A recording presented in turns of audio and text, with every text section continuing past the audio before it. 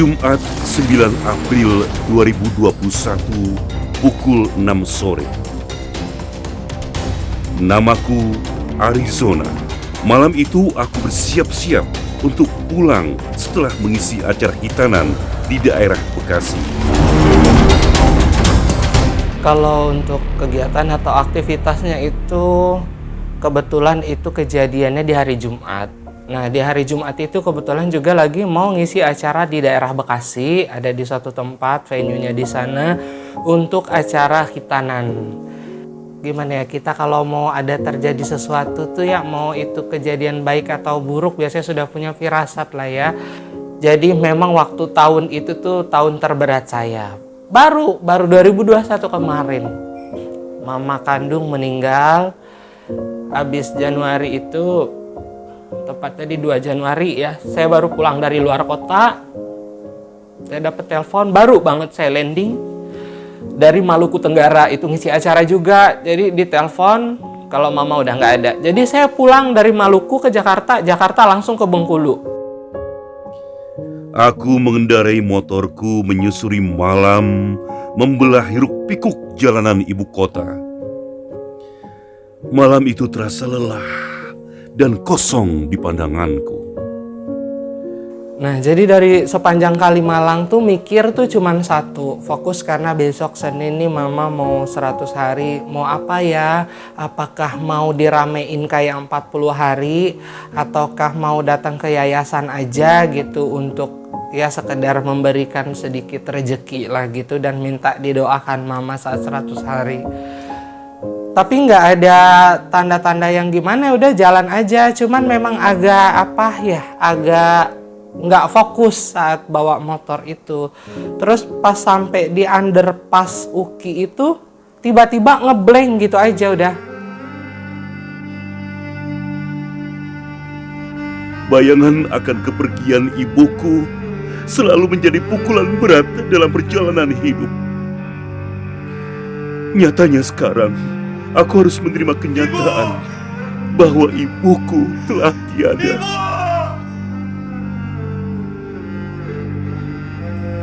Aku selalu mengharapkan kebahagiaan yang suatu saat akan datang menghampiriku.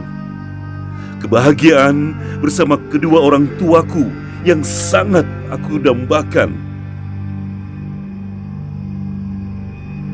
Pas saat ngeblank, pikiran nggak tahu kemana gitu, ada motor gede melintas, dia kayak ngebut gitu karena kan underpass Uki itu kan dia turunannya tajam kan.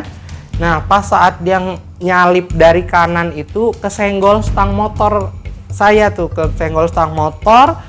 Akhirnya saya bantingnya ke kiri. Jadi pas ke kiri itu karena dia posisinya turunan ditambah keseret, habis keseret jatuhnya nimpain beton pembatas temboknya itu loh.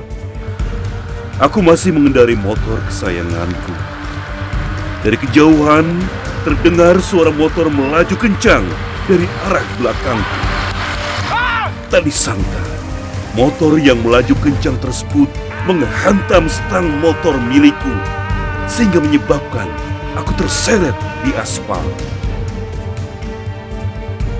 Tapi karena keseret motor si orang yang nyenggol tadi dan orangnya kabur, saya juga udah nggak inget lagi. Inget-ingetnya saya pas sadar adik-adik saya udah pada kumpul semua di TKP, masih di jalan itu dan ditolong oleh ojol. Aku terjatuh. Motor menghantam trotoar dan menimpa badanku. Aku terkulai lemas. Tubuhku penuh luka. Beberapa saat kemudian, kesadaranku mulai pudar. Aku yang terkapar lemas penuh dengan luka. Sungguh beruntung nasibku. Aku ditolong oleh pengendara ojek online yang kebetulan berada di sekitar saat itu. Tolong! Tolong! Udah pas sadar itu, posisi celana udah robek sampai sini dan kaki udah diperban karena udah pertolongan pertama dari Jasa Marga. Saya belum ngerasain apa-apa, cuman yang saya pikir kok kaki saya ini tuh kayak baal gitu, kayak nggak ada rasa. Jadi aku mikirnya kaki aku hilang kali ya, kaki aku hilang gitu. Karena memang yang sebelah kiri ini memang parah banget. Jadi mungkin karena benturannya terlalu keras jadi nggak berasa, jadi kayak baal aja gitu. Karena mungkin kebetulan, terus karena helm pecah di kepala.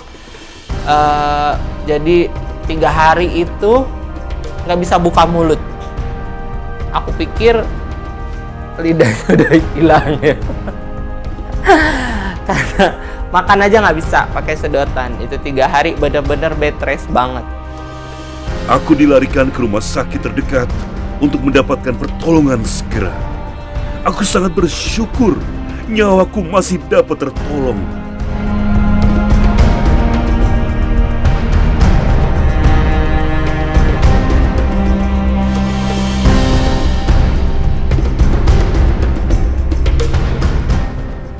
Jujur ya Mas, sampai sekarang pun masih kebayang kejadian itu. Ya Allah, apa umur saya sebatas ini ya. Tapi di sisi lain pikiran negatifnya, ya udah deh nggak apa-apa. Saya mungkin sudah waktunya saya menemui mama. Mungkin karena mama di sana mungkin sendiri. Karena memang saya tuh sama mama tuh intens banget Mas. Hikmah yang saya ambil dari kejadian ini, saya nggak bisa menjadi manusia yang egois, mementingkan diri sendiri. Karena ada banyak sekali orang-orang yang masih membutuhkan saya. Adik-adik saya, keluarga saya, kakak-kakak saya, semuanya masih butuh support dari saya. Jadi, saya makin lebih berpikiran matang untuk, come on, kamu harus banyak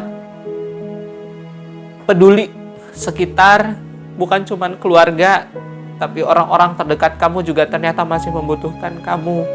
Nggak boleh patah semangat, karena jujur kejadian itu pun saya sudah capek. Maksudnya udah lelah perjuangan saya selama ini untuk orang tua saya. Yang saya perjuangin ternyata orang tua saya pergi gitu.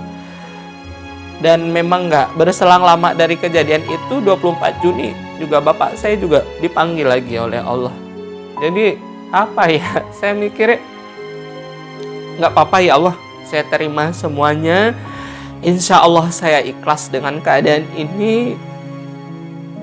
Saya lebih pakai prinsip jangan ngelihatnya jangan ke atas, tapi ayo tetap tawadu, tetap melihat ke bawah. Dan mungkin ini teguran untuk saya, mungkin ada hal-hal negatif yang masih saya pertahankan dan memang itu harus dibuang. Dan kita menjadi manusia itu memang harus menjadi lebih baik lagi. Jadi progresnya memang kita harus menjadi orang baik yang bermanfaat untuk orang banyak, minimal untuk diri kita sendiri gitu. Sungguh Tuhan Maha Pemurah. Tidak habis-habisnya aku berterima kasih kepada Tuhan, karena Tuhan masih memberiku kesempatan untuk hidup.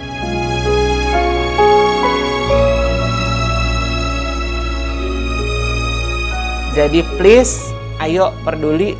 Ini juga sebenarnya sudah himbauan pemerintah dari kapan tahu ya. Memang kita harus peduli lalu lintas. Jadi memang harus tahu mulai dari rambu-rambu lalu lintas, supaya tidak terjadi seperti saya kemarin kan. Karena memang kalau jalur kiri kan untuk jalur lambat, jalur kanan untuk mendahului. Karena mungkin kurangnya edukasi tentang rambu-rambu lalu lintas, akhirnya main labas aja, merugikan orang lain akhirnya ya.